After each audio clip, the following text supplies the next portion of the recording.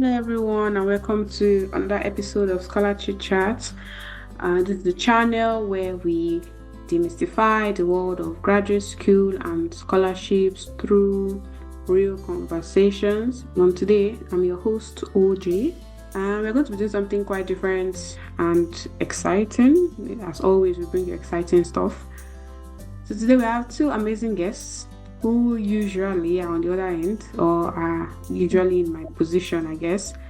And they found their interns here with us, a scholar chit chat, and also co-hosts on the podcast. So we have Goodness, we have Joan, and they're joining us today to kind of share, I guess, the experience from the applicant's perspective. So we're going to get POV, all those POV type things. So we're going to get POV from the applicants, how it feels to be going through the application process. They're going to share with us how they went through starting this process from, I guess, absolute beginners to when they were able to submit their first applications and how things have been going so far. So super happy to have you on the show today, Goodness and Joanne. Hello, Jay. Happy to be a guest today. I'm also happy to be a guest. Thank you. Awesome. So I think that, we should just let you kind of share your story. And I think the best is to introduce yourself, how best you feel comfortable, and just tell us how it started for you, the graduate school journey. So I think I'll start with Joanne. Okay, so my name is Joanne, a graduate of biochemistry, and of course I'm from Nigeria. So for me, I've always wanted to study outside Nigeria, even for my undergraduate studies, but I kind of lost hope because I've had a lot of stories that getting undergraduate scholarship is very difficult. So I just went ahead and said, okay, I'll just do my undergraduate here in Nigeria, then after that I'll look for a way to go. So I think since when I was 200 level, I was already following people on Twitter. So I kind of know about it. There was a time, I think, when I was in 200 level, just for applying sake, I applied to one scholarship in, I think, Saudi Arabia. I can't remember now. And they called me and said they gave me partial funding. And I was like, okay, so what was remaining? They said, I have like 2 million naira left to pay. I was like, no. So that's how I ran. So when I finished school, finished serving, I was like, okay, I'm now serious to pursue this scholarship thing. Then I saw a group on X. So they're trying to open a group where they'll coach people about graduate school. And then I applied for a mentorship program with Inspire Africa already. So I was okay. So I was going to learn from maybe a mentor. If I'm paired with a mentor that has experience with scholarship and studying abroad, that's fine for me. But if I don't, still not bad. So lucky for me, I was paired with a mentor that had experience. So that was that was my start. Also, that's really interesting. Thank you for sharing. I think one of the things I have picked is you saying you started following this. If I think your goal or your dream, your desire would have been to have had this even at the undergraduate level, and that you had been following it even as an undergrad, like from 200 level. That's really impressive, and that you've even tried. That's super impressive. I tell people I never thought about studying abroad until I was done with my undergraduate degree. Actually, it wasn't really a thing that crossed my mind. So I'm really intrigued and inspired by people who had this kind of ambition very early on. So yeah, kudos. So Goodness, over to you. Okay, thanks so much. While I was in school, my undergraduate level, well, I've never thought of graduate school, like getting the funding outside the country, right? My mindset was like, oh, okay, after school, I'll just apply to another university in the country, my master's degree and so. But around 200 level, 300 level, I went for a seminar, like all this kind of webinar stuff that they do. But that was from a school in USA. They did a seminar around the country. So I attended, and that was the first time I came across or I met what graduate school is all about. Then there was like, okay, you can get partial funding. They talked about grades. There are some certain grades that are like have more advantage than the others like that. Then during my service year, that was when it dawned on me that okay, yes, I'm actually interested in going further to study, but not in the country. So like I want to study outside my country, Nigeria. There, I also attended another seminar there. I'm also a school webinar at USA too. I guess I may likely end up going to USA. That was just on the side. So I attended. In a way, I was thinking that probably we're just brainwashed because the representative that came was like, oh, okay, you can go. There are some certain courses trying to tell us that not all courses are actually viable outside the country. So more like advising us that if you are leaving your country, these are the courses you should look out for. So when I raised my hand up to ask him a question, I was like, okay, what about people that want to study mass comm? It was like, no, that mass comm, it's not going to advise me to study mass comm outside the country. So in a way, I was kind of off because all my life I've always been excited and always been passionate about communication. So when I asked him that question, I said, I know nothing like that because most people over there, like when you are picking a graduate school, from what I grabbed from that seminar that I attended, that was the second seminar concerning graduate school, that when you're picking a course, you should pick a course that you don't have more of those native speakers, that's more of those that are indigenous in that course. You should go for a course that you have more of non-indigenous. So for instance, you're going for mass comm, you said over there they have more of their own people they're studying that course, so you might not likely get a job after. But if you are going for a course that they themselves, there are very few in that class, and you have more of international students studying that course, then yes, you have like a good chances of getting a job there. In a way, it was more like saying that they're kind of lazy, like stressing themselves out. So that was the second time I came across grad school. Then, with my many research on LinkedIn, I stumbled across scholarship chats. I thought, okay, they needed a volunteer, like that. So I applied. That was what actually sparked my interest in applying because I wanted more information. This kind of person that I'm always scared of getting information online because I don't want to get misinformation. So I like attaching myself to a source to get the real information. And here I am with scholarship chats. And from there, I started, okay, with my two superiors that the Oga at the top were very, very good. So with their advice and telling me to make research and while also volunteering, I came to know more about grad school that is not just, you going yourself to fund part of it. You can actually get scholarship, you can get funding. And I also know that aside even that grad school stuff, you can also get a funding for your PhD. So my own idea about grad school was just for like masters. I never even knew that PhD you can actually even get scholarship for PhD. Not until I heard that you were doing your PhD and you were on a scholarship. So I was like, wow, okay, it exists. So that was my first time of coming across grad school and trying to find out more about grad school, making research, volunteering with a body that is actually, their major focus is about grad school, giving out genuine information, because most times information on the site can actually mislead you and you can fall into a wrong end, trying to guide you like, okay, you want to get into a particular school and you end up falling into the wrong way. So like just a recap of what I said, that was my first time I came across the information of grad school at my 200 level when I went for my youth service corps at Kwara State. I attended the webinar and me volunteering for scholarship chat too. Yeah, deliver like a true communications in person.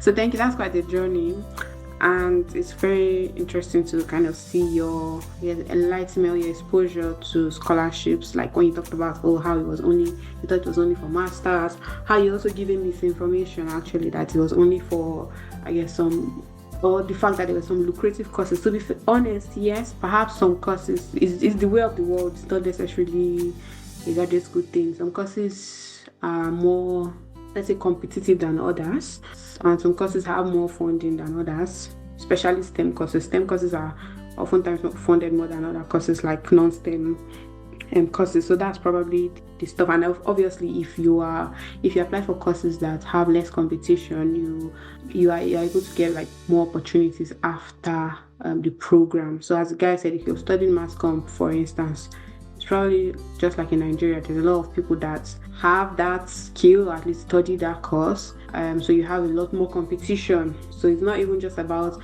citizens versus non-citizens. It's just the fact that the market will be saturated. So if you want to stand like increase your chances of like getting a position after, you want to go for shortage courses. So I think a lot of countries have a list of professions that they call shortage professions. I know in the UK they do.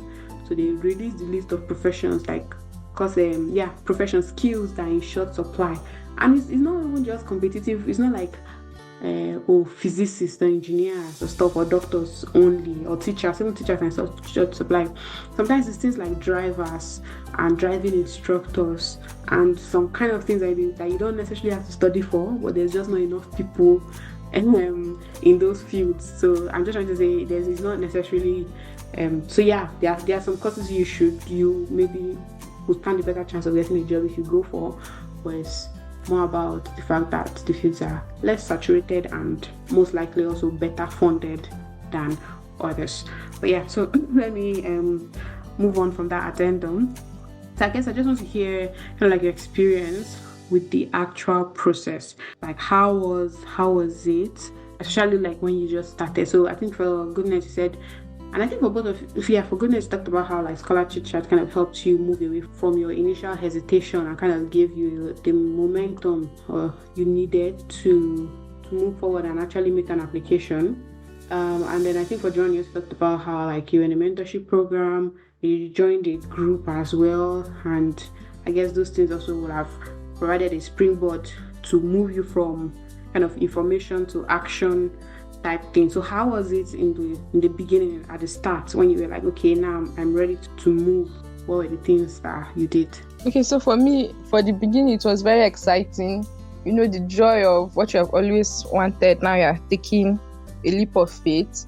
But then when I started, I knew that, well, this is actually not easy. But then thank you for the community.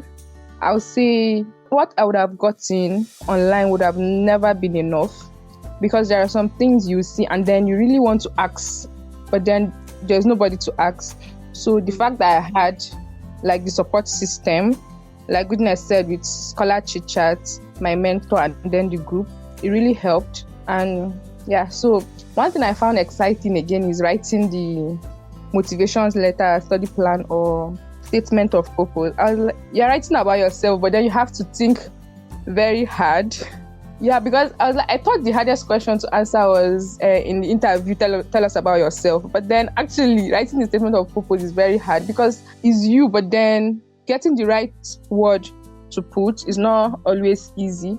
Yeah, so I think that's all for me. Yeah, I think I actually can share your sentiment of how like having guidance, hands-on guidance, or people that you can actually discuss and ask burning questions with will make it easier to like take the next step, as opposed to like just starting things from a vacuum. Like I really like, I would say, give like massive kudos to people who just like read online, never have a chat with someone and just like put in the application. That's like really, really brave. Yeah, I agree. And also I understand your sentiment about your issues, or I share your sentiment actually about the personal statements. It can be quite difficult to sell yourself. Yeah, it can be quite difficult to write a lot about yourself, how to like structure it, what parts of yourself do you emphasize, what parts of all the things you know and you've done are not important for a particular one. Yeah, there's a lot to think about when you're writing a personal statement. So yeah. And then the ones with word counts are even the worst. Yeah, word counts. Yeah, if you have to write about yourself in 500 words, that's not a lot of words. So yeah, that can be frustrating, truly. How about you, Goodness? What was your approach in the early times? Okay. The first time I wanted to make my own application, first of all, I landed and I never had even one of those documents I didn't have. So that was like one of the the loopholes I needed to cover before at least getting to the point of making an application. So miraculously, that one I would get to leave that aside. But miraculously, God provided and made a way. So I was able to get my passport and I was able to get my transcript, having two people as my backbone. So that actually sparked that interest in me to like make an application. Then it came to the point of me choosing which of the scholarship do I want to go for, which of the application do I want to go for. So it was more like the earlier process was more like me making a choice. I was in between a fixed road on, okay, which particular school should I make my application to, or which of the scholarship. It was more like also weighing my choices. Where will I have more chances of getting the scholarship? Because from what is all over the internet, you must have a very good grade, right? And you must have had a lot of experience, years of experience. So I was wondering, how am I going to go about it? I'm just telling you the raw facts. I was analyzing each of the scholarships that was coming my way. Okay, which one do I have better chances that, okay, yes, I can go into because of my grade. So finally, I took that bold step. I tried applying for, I actually applied for a scholarship, this Swedish scholarship that just concluded, and all my documents were already available. Fine. I had the issue of submitting my transcript because they required the school sending the transcript directly to them. So I was now panicking. As it was even my first time, and I've paid thousands of application fee. My heartbeat started beating fast. And what will I do? Deadline is coming. So the whole lot, God found its way. I found my way through, and He helped me. And I was able to get my transcript sent to them on time. And like that, I came across writing SOPs. It was like hell. What do you mean hell? Writing SOP. That was my first time. I've never read any SOP before because I don't even know about it like that. I was just thinking that this grad school is to submit just like the way in Nigeria. In Nigeria, we don't write SOPs to further your studies as a PhD. We don't write. So there's not like you're writing an application or you're writing SOP or you're submitting CV. What they are looking for in Nigeria is just your first degree. Just submit like that. So when I was like, SOP, CV, for what now? I don't understand. So it's just so much on me. But I took the process gradually, and I had Mrs. OJ and Chidima who helped me through. They were like really, really my guide. Like that was my first application, and I had both of them. Imagine if both of them were not there. I don't even think I was going to make the application because I knew nothing about the process of grad school. I was able to write my SOP. Despite that, I troubled them a lot. Those are my mentors, even though they didn't know, but stylishly they were my mentors, and they helped me with the SOPs. I was very, very happy. I submitted and everything, and that fear, let me just put it that okay, it has subsided 50%. So I know I'm going to make more applications, and now the fear of will I get in, let me start thinking of which of the scholarship I can apply to has died down already. So I'm ready to grab the bull by the horn and apply to whatever scholarship comes my way. Oh, that's really nice to hear, actually. That's really, really nice to hear. I think it's quite interesting hearing about like how I think like many people, you did not have the documents, and a lot of people don't necessarily think about the especially in Nigeria, the rigorous process of getting all those things ready. How to get your passport, to get your transcript, all those things take a while, to be very honest, and sometimes have unnecessary stress attached. They mentioned stuff like, your transcript was your transcript. You needed it to be sent from an official email, all those things like that. Like, they can add to even the stress. And then one thing that both you and John share is how like writing a statement of purpose is a completely foreign and alien thing, especially if you're a Nigerian graduate. You've never had to do something like that. If it's like writing tests or exams, Nigerians are good with those kind of things. You study, you write, you pass, you understand it. But for statements of purpose, there's no strict formula, I would say. They will tell you there's a way, but it's not applicable to everybody. Everybody has like think, sit, reflect, and write their own thing. That's completely different from like the US. So in the US, even to get into undergraduate school, good undergrad schools, just for undergraduate, you have to actually write a statement of purpose in addition to your good test result that you already have. And I think that was, even I'd already started, yeah, I'd already actually gotten my scholarship for my PhD. But like while I was waiting to start the program, that's one of the things I did that I really enjoyed. I was tutoring secondary school students who were trying to get into like top universities in the US. I was helping them, like taking them through the process of writing their personal statements, and it took like 10 hours. Like we had 10 sessions, so hourly sessions, and then they will have like take-home assignment. This is people who want to just enter university on a graduate degree, and that's the amount of time it took. And I cannot tell you how much money they paid for that service. Like it was quite an expensive service. And there were a lot of people that was it, because they wanted to get into competitive universities like Harvard, Yale, and all of the Cambridge, Oxford, blah blah blah. Again, I'm trying to stress that this was just for undergraduate degree. So when Nigerians struggle for the SOP for to get into like graduate school, I'm like, yeah, some people have already had the experience from even getting into undergraduate degree, and some of them, this is the special thing out of school, you have to learn it. So the same thing, I think I remember working with you, Goodness, and I was trying to tell you, patience is the most important thing. This is a process that you have to repeat. Like it's an iterative process. You're not going to get the perfect SOP the first time around. You probably will not get it the second time around. In fact, you have to sit on it. You can't, I think it's something that a lot of guests on the podcast have shared. You can't like have a deadline next week and start writing the SOP now. Especially if it's the first time, I would advise you to even start writing the SOP like a month ahead. I know there's like 2 people actually here. So I think it was Mustafa when he talked about like applying for his MasterCard, and Jade talking about applying for the Commonwealth scholarship. And one of the things both of them shared in common, and I mean it makes sense because they got highly competitive, prestigious scholarships, is the fact that their statement of purpose was ready months before the application even opened and had been reviewed by several people. And that is the way I tell people, my Commonwealth essay that got my scholarship was reviewed by like a cohort of PhD students. There were like 10 or so. I remember getting the feedback and I had like 100 or so corrections to make on the document. So that is the kind of rigor that a lot of SOPs and a lot of people go through. And I remember writing and I remember writing that Commonwealth essay. I spent like a lot of time just thinking, not to talk about the actual physical writing. So anyway, I don't want to go into, but I just want to say again, I understand why that is like a major like hurdle in the actual application process, right? So there's documents, but that's like an external kind of hurdle you have to pass. It doesn't have anything to do with you. But when it comes to yourself, I think one thing that you guys probably, correct me if I'm wrong, but the SOP seems like, I guess, the most daunting part of the application process. Am I right? Parts, yes.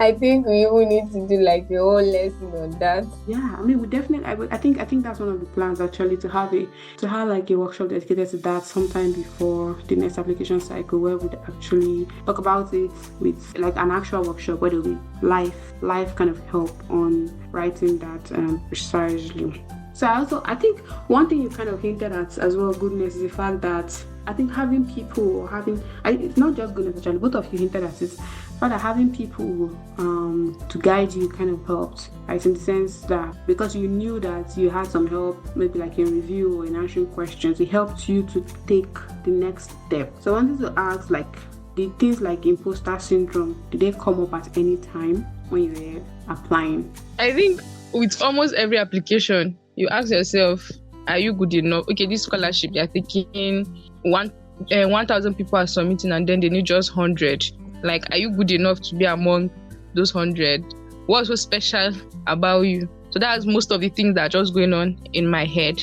So most times I just tell myself, what's worth doing is worth doing well. Put in the effort, and then if you get it, good. If you don't, you move on and apply again if possible. Yeah. I think, yeah, I can really, and I think one of the things that also people should know is that it never ends. I think for anybody applying for anything, they can say the same thing. It doesn't matter if it's graduate school, if it's a job you're applying for, if it's a grant, or if it's anything that you have to select people and you have to make yourself kind of vulnerable. You always have that, oh, why should they pick me type thing? Why am I the one at the point? But anyway, before I go into long talk, Goodness, how about you? Did the imposter thing? Because I think there's a difference actually. Joan, you've applied for a lot more scholarships, right? While Goodness, you just completed one. Yeah. How many have you applied for, Joan? Well, can I even count? That's the way. That's the way. That's the way. That's the right answer. That's the right answer. Let's just keep it somewhere between 7 and 8. Yeah, you can still count actually. You're still at the end, but it's very good because how many application cycles did you apply last year as well? Yeah, I started from, I think, October or August. I can't remember now. I think August, September, October till this day. I'm still applying. Oh, August. So just it's not up to a year. Yes, no, it's not up to a year. I started actively applying. Yes. Yeah, if it's 7-8 in like under a year, that's a lot of applications. Okay. Yeah. How about you? Goodness. How have you handled like the imposter syndrome in your first kind of application? Personally, like knowing oneself, I'm this kind of person that I hate to fail. Like, and that's biggest weakness. So like I said earlier, I hinted on something that when I was applying for this first application, I was trying to sieve out some scholarship that I know that, hey, I should not go in Yoruba word, because you terrorisi, you terry back. So let me just interview, like, don't enter, like I shouldn't apply for that particular one because more like I was looking like, oh, I might not be a very strong applicant for it. And the thing is, I might actually be selected, but because of my own personality, my own personal feelings, that I don't like getting negative feedback.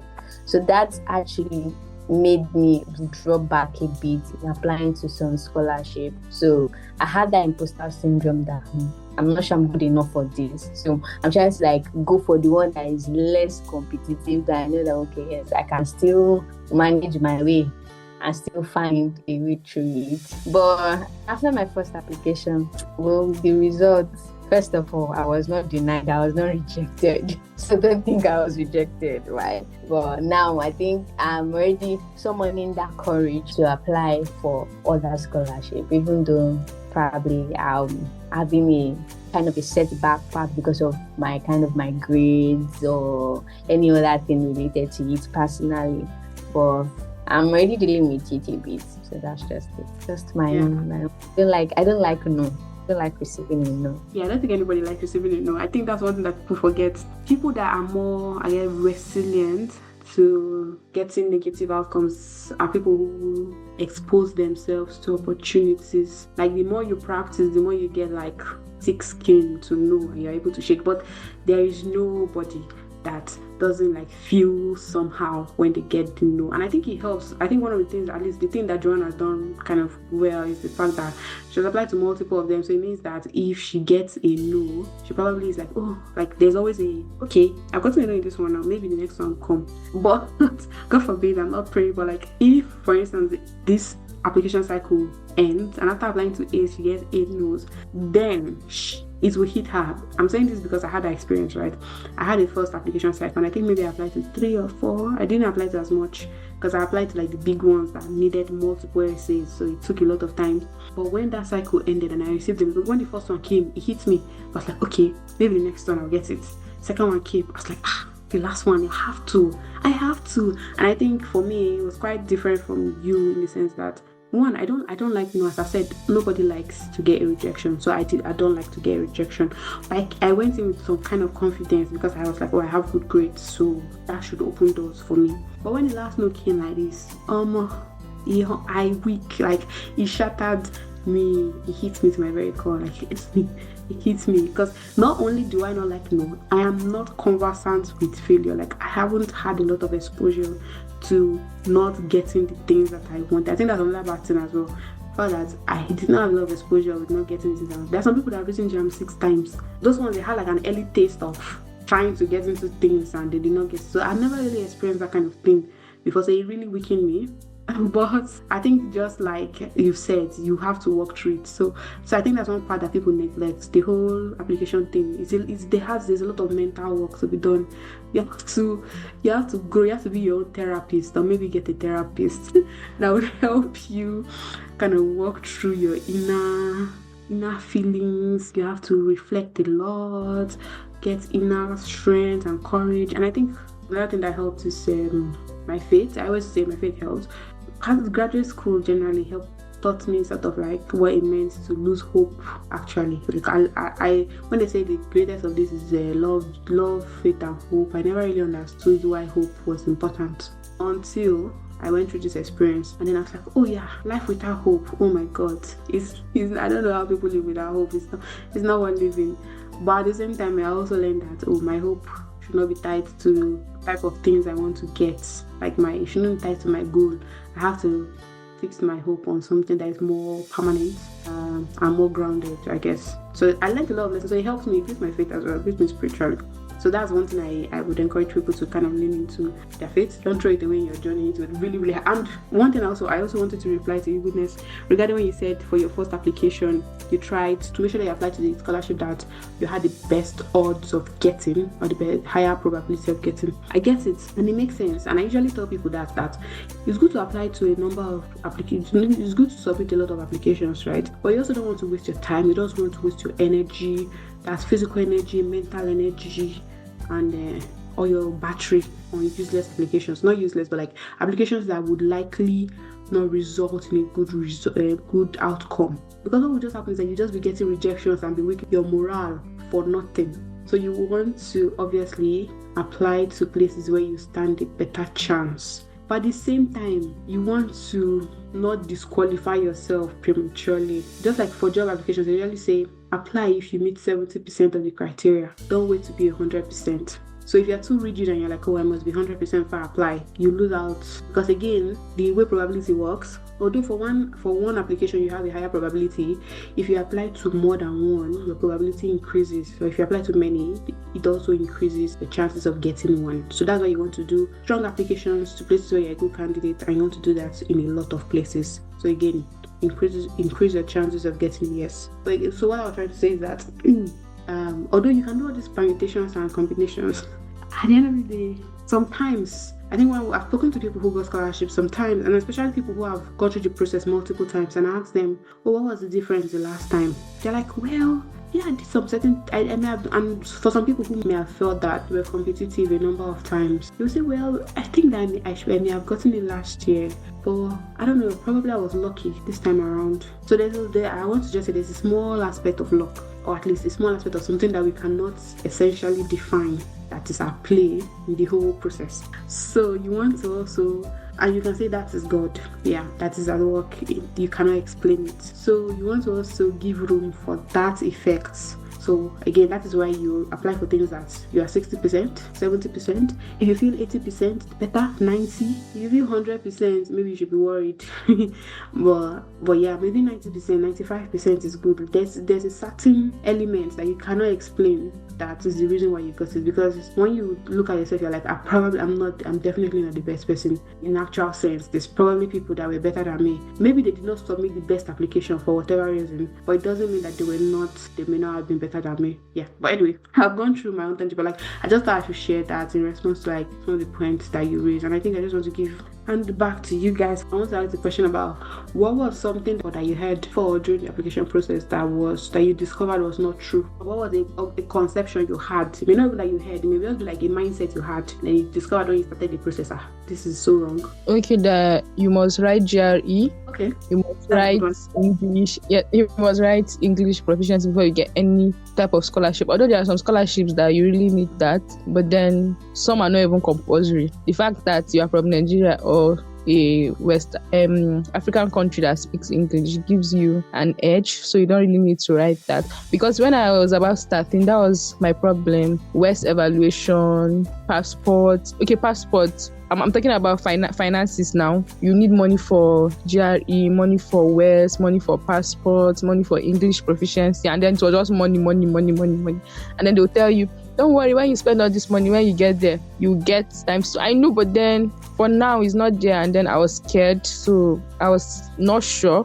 But then when I started, I knew that I didn't have to do any of those. The only thing I knew I did was my passport, get my transcript, my certificate, and then recently I authenticated my certificate and my transcript. So yeah, I just think that those are these points for me that I think I was scared of before starting, but then when I started, I knew that they were not necessary. Yeah, those are valid points you raised, to be honest. And I think it's really, because I remember that time I was not scared. I was just not interested in writing the GRE. Thankfully, I did not have to, but I wrote the IELTS, but that was about it. So So yeah, it's quite resource intensive, but it may not be as intensive as people think. How about you, Goodness? Okay, for me, John already said to Max, but I was told before I made my application that if you haven't graduated like 2 years before your application, you won't get a scholarship, and you won't be eligible to apply for your scholarship. And I found out that was actually not true. Because when I was trying to get this scholarship, though they have their criteria that you should have a number of years that you have your experience, because they deal with I. Now, I graduated 2022 or 2023 on my certificate, and I applied last year, 2024. So at first I was like, should I apply for this since I just recently graduated? And they're like, oh, my previous work experience will not count for it while I was still in school. But that was not when I went through the eligibility criteria and everything. What they only required was your work experience while you were in university and after your university. So the only one they won't accept is before the university. So if you are using the work experience before your university, that's like after your secondary school, now that will be nullified. It's not going to be counted because they don't regard that as part of their work experience requirements. But the work experience you got while you were in school at the university and after is actually accepted. Yeah, that was a valid point, and I think that's something that I usually take people through, I guess, in reflection for writing like even a personal statement. People think that when they talk about experience, people are not able to identify what counts as experience. I guess it's an issue, but like as you write, the things you're involved in, even as an undergraduate, count at that point when you're applying for graduate school. The things you have been involved in do count. So yeah, thank you guys. I think you guys have pointed out like pretty common misconceptions. Yeah, I just want to add something else. For STEM students, research experience would be like, if you don't have a maybe like 3 years of research experience, like real research experience.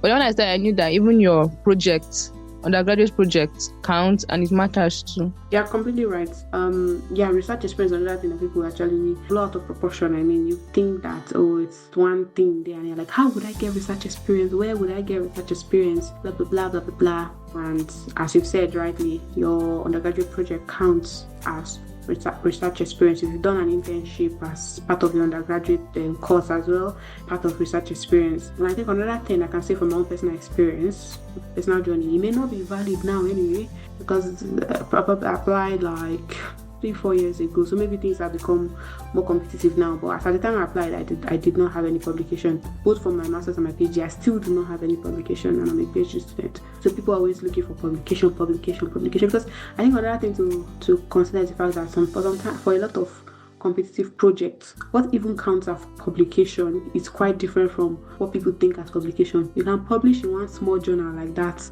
and your research group is like, they publish in Nature and only the big ones in their field. So even if you have a small publication, sometimes it doesn't really count. But in any case, what I would say is try to seize every opportunity to get research experience, to get any kind of experience, because it can always count for something later on. But at the same time, as I've said, you just need 70%. Don't count yourself out because you don't meet all the boxes. You won't qualify for all kinds of scholarships, but there are some where some of the things that you are missing will not carry as much weight. Okay, so yeah, again, I think these are like the motivations you guys have shared. One other question I'd like to ask is how you guys have stayed motivated, or how you have managed the whole process. Combine this with work or other external responsibilities, or combine it with like personal development, whatever it is that you've been doing. How have you been able to manage your time? And as well, I know that there's also the limitation of resources. So there's the limitation of money, there's the limitation of like even power or internet. There are those kind of weird obstructions. How have you guys been able to like overcome all of them? Okay. Like Ojo always say, graduate school application is a full-time job. But I think lucky for us, what we're actually currently doing is like in sync. So it's like a win-win. Yeah, because most times when you get these people to come and talk, and then you're building your network also, they are also willing to help you. So I think volunteering and working at Scholar Chit Chats is a plus. Yeah, and then time management, actually, with network and like most times you have a deadline you have to meet, but then there's no light. So you just okay, now you're not scared of not applying. You're scared of, okay, I've invested money in this thing. If I don't apply, it will be heartbreaking. And then getting, like Goodness said, getting your transcript, you'll be scared. Okay, what if these people send it to a wrong email? So there are a lot of things, but then I'll just advise, don't lose hope. Yes, there's more for you to gain in the front than it is to lose. So just keep pushing. Yeah, I mean, I think you've rightly said, I always used to say it's a full-time job. And you're also right that volunteering with scholarship chat helps, because even though you're putting your time, it kind of, as you said, correlates with your aim. So in a way, it's like studying, so it's adding knowledge to you. How about you, Goodness? Okay, for me, still simply volunteering with scholarship chat and having two special people in my life is really helped me, and I'm also seeing it out that it's still helping me. Then aside that, from my first application, because my first application I've made, I got something positive. I find out I wasn't able to get in, but I was not rejected. So that was something that gave me a push, because to be honest, when I applied for communication as my first course I wanted to study. Then the second one too was also related to communication. And my first degree was not directly communication. I studied English language and literature. So I always have this mindset that, oh, really? Will they accept me? Because I never had the foundation was not directly communication. And in some cases, from what I've heard, I don't know if it's a myth or so, but I'm scared to find out exactly that if your previous degree is not related to what you want to study for a master's, you might not really get in. But for this one, I was shocked and surprised that despite that my first degree was not directly communication and applying to communication, and I was able to compete with those that actually applied for that course. And I'm sure some people do had communication as their first degree. I was picked, not that I was rejected. I was not just given scholarship, but I was picked for that course. Meaning, despite me studying English as my first degree, I can actually go for what I actually have passion for, which is communication. So it's not stopping me from applying for courses that are communicated. So that actually gave me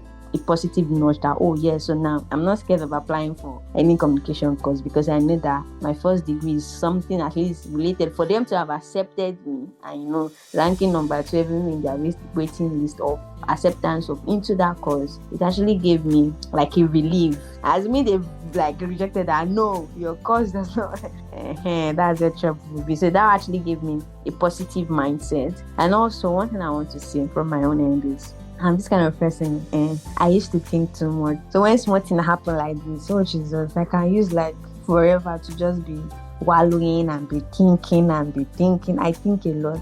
I'm a thinking girl. So the thing is, what I use as a relief method is, once I know that I'm already drawing to that stage of, my mental health, I'm already thinking, and once I'm thinking like that, I can fall sick. I just take a nap. I'll just forget about everything that concerning that, and just put it aside, and okay, no, let me just put that aside and focus on other things. So my own advice is, once you're already at that stage, if you have people like me that worry a lot about any small negative thing, just chillax, just calm down, rest, buy yourself ice cream, go out, go for excursion, clear your head out, then come back and then start again.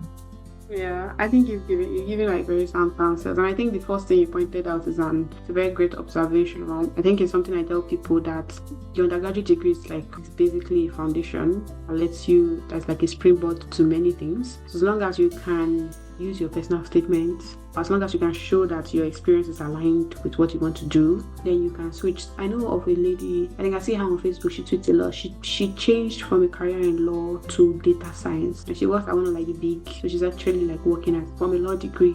She was a practicing barrister for a couple of years, and she went for a master's in data science. How she even got in the first instance, fair enough, she didn't get a scholarship, but even then, she got the admission, and then after that, she got a job in a top company from law to data science. So things are possible if you are willing to take the risk. Things are possible, and I like how you talked about not being caught in your feelings or your thoughts.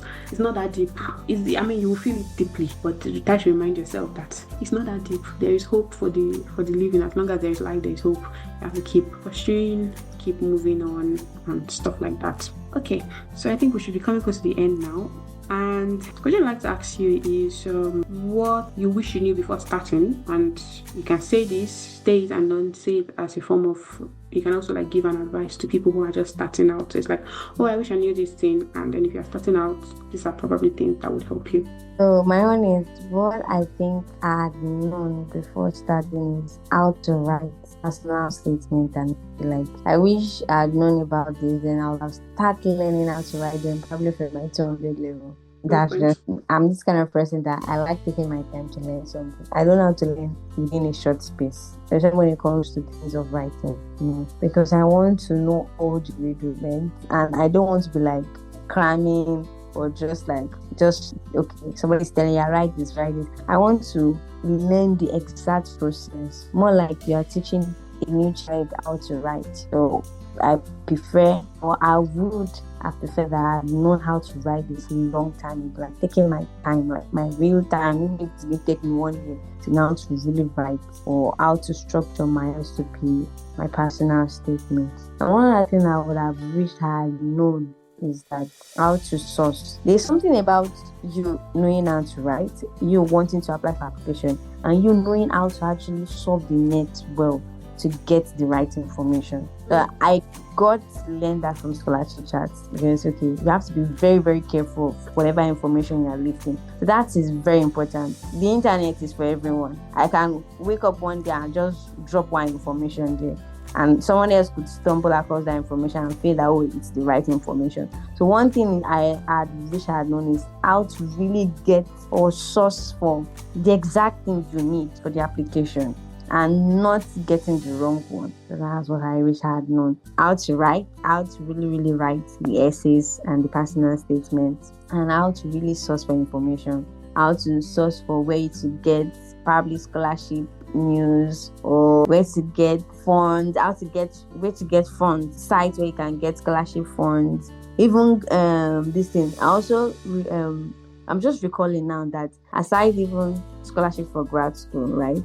there are also ways of you getting other funds, not like this general scholarship. Like each school, they have their own funding, which might not be like the general one everybody is applying for. So, but you have to get a deeper information about. So that's why I said how to actually get a very genuine and soft for a genuine information concerning funding, as our funding that everyone knows, like MasterCard, is it Chevron? Yeah. There are some schools now, they have their own personal funding. So how to know about, or how to discover those kinds of funding.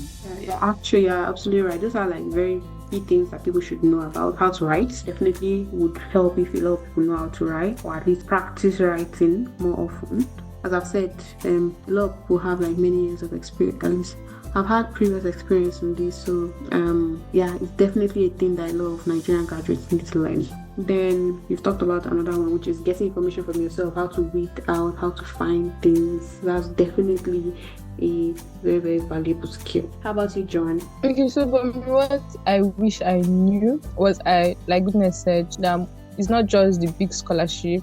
There are so many scholarships that we don't even know about. Most schools have their own funding, and it's easy to, not easy, but since a lot of people don't know about it, so it's less competitive. So not just applying for the competitive scholarships also, but also looking at the local ones, the school ones. Okay. I just found out that like a region, okay, like let me use China now. When I was applying for CSC, I found out that, okay, not just the government, but then maybe like Shanghai, they have their own scholarship they give, and it's also almost the same thing as the one the government gives. So checking out all those scholarships also. Another thing is learning how to sell yourself. It's not just writing the statement of purpose you think is perfect. How to sell yourself, what to add, what to remove, and what to not add in your statement of purpose. Yeah. And then another thing I wish I knew before applying is that it's not as easy as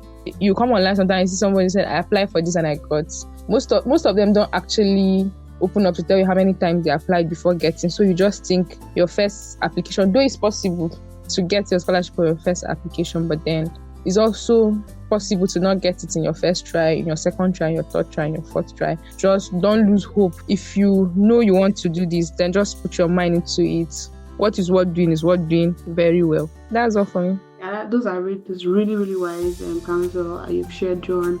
You're right. There's smaller or less popular scholarships that people don't know about and are really, really cool.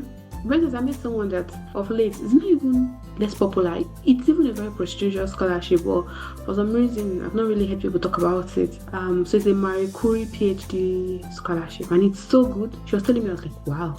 But again, actually, I think it's really tough. She had a good profile, although she has a master's from Nigeria. She actually came after her master's in Nigeria and got this very, very cool PhD program. So there are some. There's a lot of information out there and that people don't know about. And as you've rightly said, a lot of times, I think it's not just applicable for scholarships, but everything in life. Like if it's something that you really admire, chances are that it took a lot of hard work to get to that place. And it's very easy to skip at it because social media, you want to sell things that I think it's one of the issues that make it quite difficult for me to share things on social media, to be very honest, because I'm like, I don't have the time to stress how much effort I went into this. And sometimes you get to a level as well in your career where the effort becomes a bit easier. So for instance, if I write an essay now, it's probably way, way different from the essay I wrote before I got any scholarship. So there's this kind of hard work that I've put in over the years that makes certain things easy now. And so if I share a victory at the moment, and even if I say, oh, I just wrote this essay in 1 hour, it's really not 1 hour that I used to write the essay. It's actually my years of writing essay experience that I've actually gone into 1 hour. So it will not be telling the true story, and it will not be motivating people truly. So sometimes and not even sometimes, most times I hesitate to share anything because I'm like, if I say this thing now, it's only going to be applicable for so few people, not so few people, but it's not going to be applicable for everybody, and I don't want to mislead people. It's part of my own personal burden that I used to carry. But in any case, I just want to say, if there's anything you admire, consider that it takes a lot of effort. They usually talk about mastery. So mastery, there's usually like this now at the moment an equation for mastery. So they say for someone to have mastery in something, the person must have been doing it for 10,000 hours. So there's a study that tracked like very successful people across like maybe athletes and different musicians and stuff. They rehearsed for 10,000 hours. Even this guy was in Bolt and all of them that was in Bolt just sprinting for a couple of seconds. They has practiced for 10,000 hours at least. I don't know if it's, but like that's the magic number.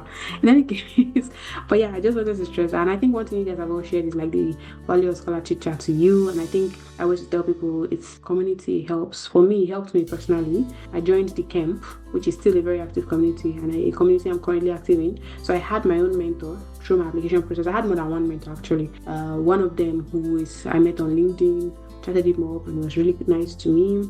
And then the Dr. Casey of the camp as well, who still chats me up regularly from time to time. It's like, how's graduate school? Really nice person. So yeah, I had those kind of influences as well. So everybody needs, that's something I want to say, everybody needs that type of thing. And I would say that's what Scholar Teacher is here for, to help people find community. If you want to intern with us, I think at the moment we do have opportunities for people to intern with us. It's just that you have to bring your own skills. You have to bring your skills here because you're volunteering with us. So for instance, we don't have a website. If you have web development skills and you feel like, oh, I'm going to, I'll benefit from some mentorship in graduate school, you can pitch yourself, you can email and be like, scholarchitchat@gmail.com and be like, okay, I'd like to help you with this, what's the name of the website, and I'd like to get some guidance to apply for graduate school. I think that's something that we're up for, and you want to help us, again, you have to be creative. So whatever ways you think that you have skills, you can reach out, join this community, and try to get like some guidance. Okay, so I think that we've come to actually the end of all. I would just like to say thank you so much to Goodness and Joan for sharing their stories. It seems they've been like very, very honest. Goodness has shared how it's been applying for like making her first application. Joan has shared her journey so far during this first application cycle, and she's been on it actually.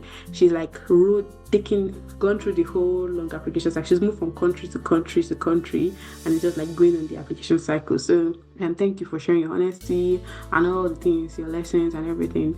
I know that listeners have learned a lot. It's been good actually reflecting with you as well. I think I learned a lot hearing from you. It takes me back, because I think sometimes now I forget how it's, because to be honest, I started similar to, I think everybody starts almost similarly. Like you start learning, you can start learning at different points in time, but everybody starts learning. Nobody knows any of these things till you start actually researching. So it's kind of very fun for me to like go back and be like, oh yeah, that's true. There was a time I did not know statement of purpose. There was a time I did not know what application cycle means. Those are things. And so thank you so much for walking us through all that.